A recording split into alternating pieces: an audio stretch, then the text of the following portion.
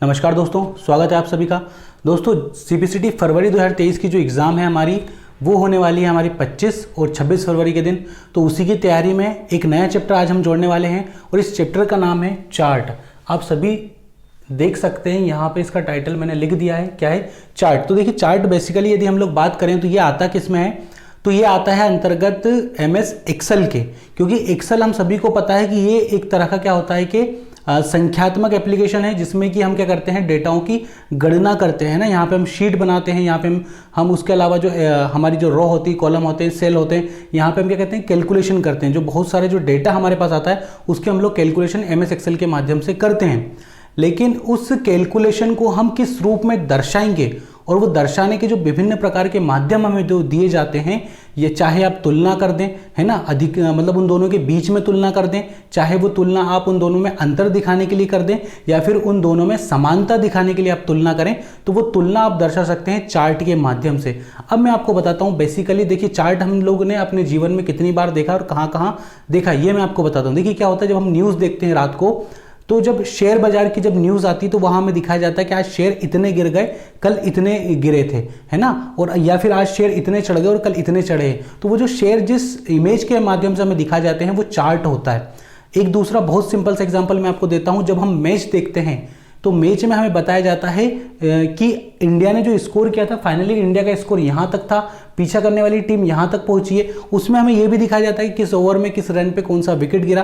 तो वो जो लाइन जो खींची जाती है और पीछे उसके जस्ट बाद में जो टीम बैटिंग कर रही होती है उसकी लाइन खींची जाती है, तो वो भी क्या होता है, एक चार्ट होता है। अब मैं आपको बताऊंगा कि वो चार्ट आपको कौन सा चार्ट होता है इन सभी चार्टों में। तो देखिए मैंने क्या किया, सिमिलर से जो क्वेश्चन चार्टों के माध्यम से पूछे जाते हैं कि किस चार्ट का उपयोग क्यों किया जाता है, किस चार्ट की विशेषता क्या है, किस चार्ट की आकृति कैसी होती है, सिंपल सा क्वेश्चन इसी आधार पे लास्ट एग्जामों में पूछा गया है। तो मैंने जो सिमिलर जो चार्ट थे उनके बारे में यहाँ पे लिखा हुआ है और इसके माध्यम से ही मैं आपको बता दूंगा कि चार्ट को आप किस तरीके से पहचान सकते हैं और क्वेश्चनों को सोल्व कर सकते हैं।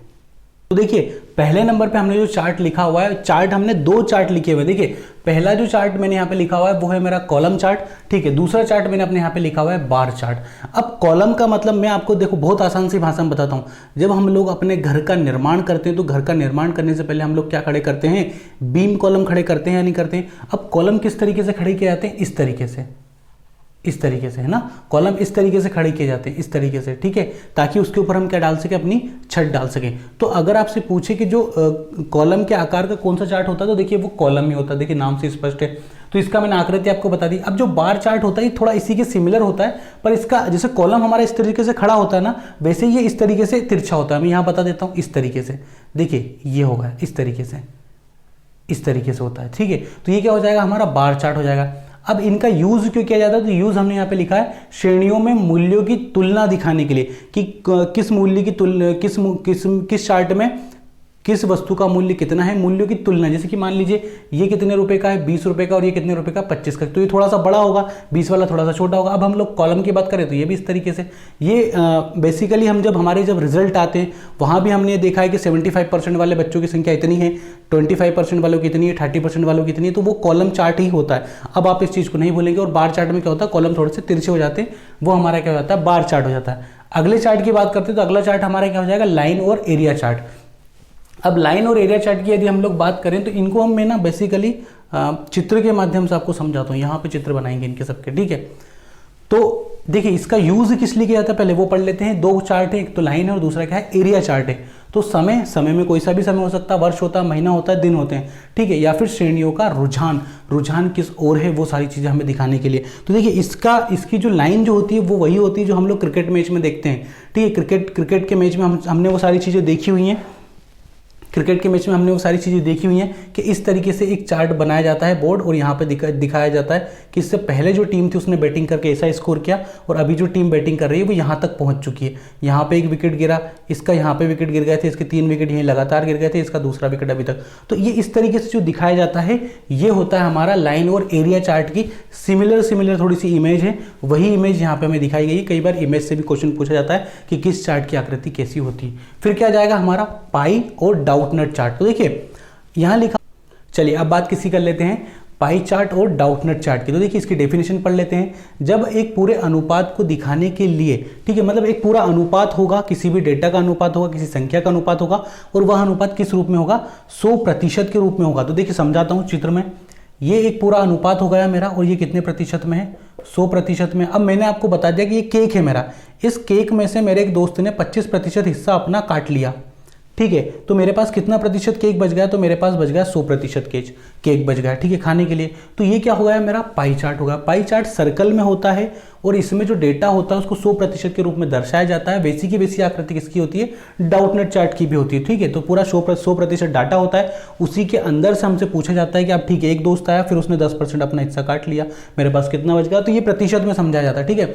सबसे ईजी चार्ट जो होता है चार्टों में, वो पाई चार्ट ही हमारा होता है, और सबसे ज़्यादा यूज भी किसका किया जाता है, पाई चार्ट का किया जाता है। फिर क्या जाएगा हमारा, देखिए रडार चार्ट आ जाएगा और सरफेस चार्ट आ जाएगा, ठीक है।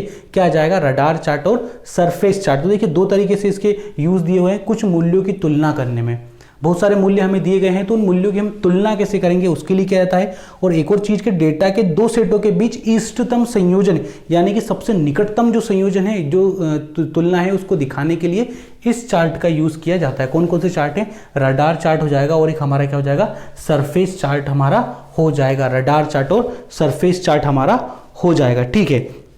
तो रडार चार्ट की हम लोग बात कर ले, तो देखिए रडार चार्ट जो होता है हमारा, इस तरीके से इसकी आकृति होती है। पिछली जो एग्जाम हुई थी, अभी नवंबर में जो एग्जाम हुई थी, उसमें क्वेश्चन पूछा गया था कि किस चार्ट की जो आकृति है वो मकड़ी के जाले के समान है। तो देखिए इस तरीके से उसकी आकृति बनी थी, ऐसे।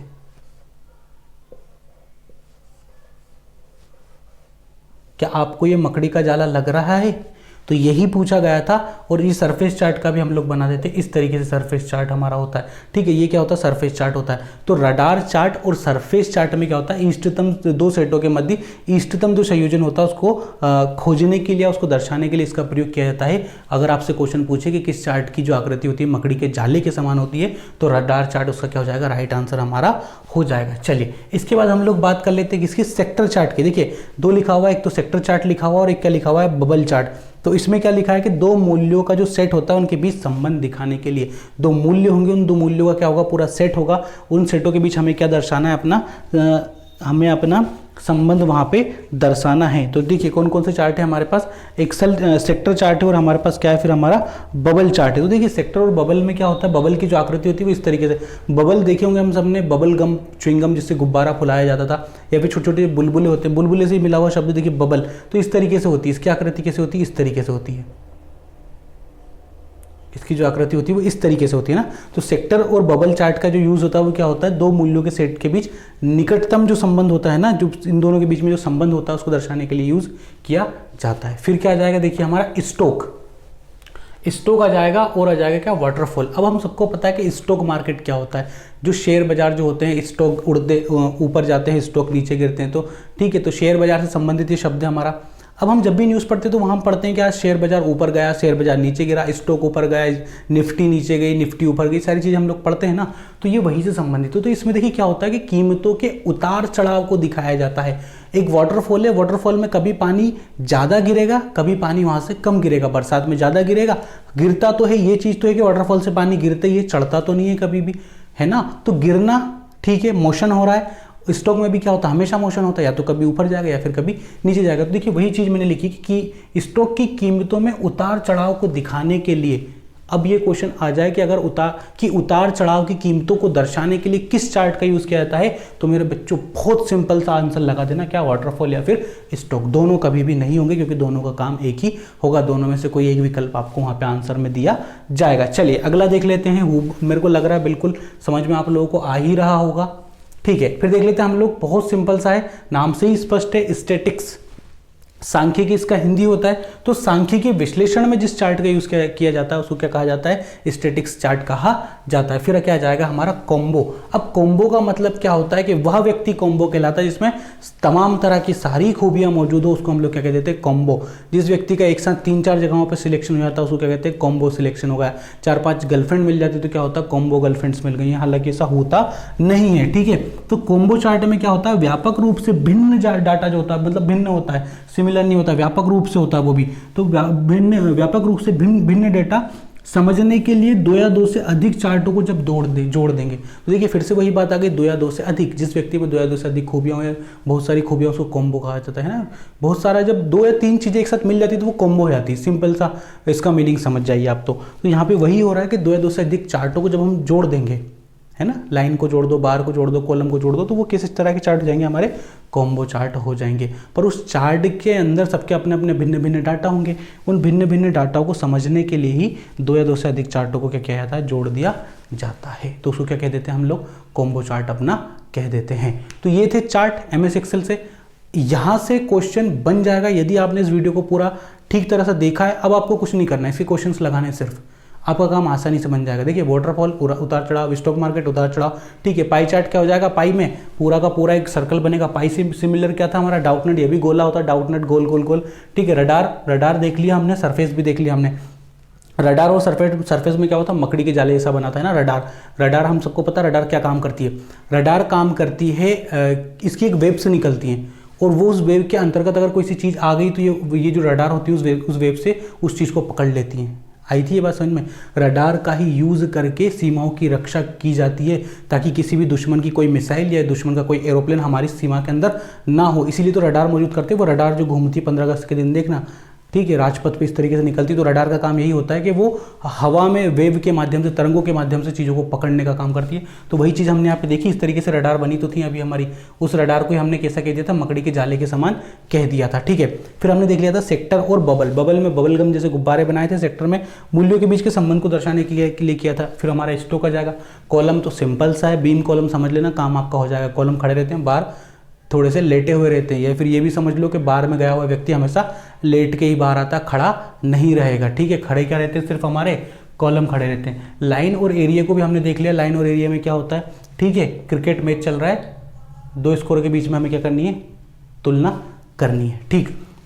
तो ये था हमारा चार्ट थे ये हमारे। आशा करता हूँ ये वीडियो आपके लिए बहुत ही ज़्यादा हेल्पफुल रहा है। शेयर कीजिए, उन बच्चों तक पहुँचाइए जिन तक शिक्षा आसानी से नहीं पहुँच पा रही है, ठीक है। तो ये आपकी जिम्मेदारी है, मैंने आपको ज्ञान दिया है, उसको फैलाना आपकी जिम्मेदारी है। जुड़े रहिए, चैनल को सब्सक्राइब कीजिए और पास होके अपने माता पिता का और अपने घर वालों का नाम रोशन कीजिए। मिलते हैं अगली क्लास में, तब तक अपना ध्यान रखिए, सुरक्षित रहिए। जय हिंद, वंदे मातरम।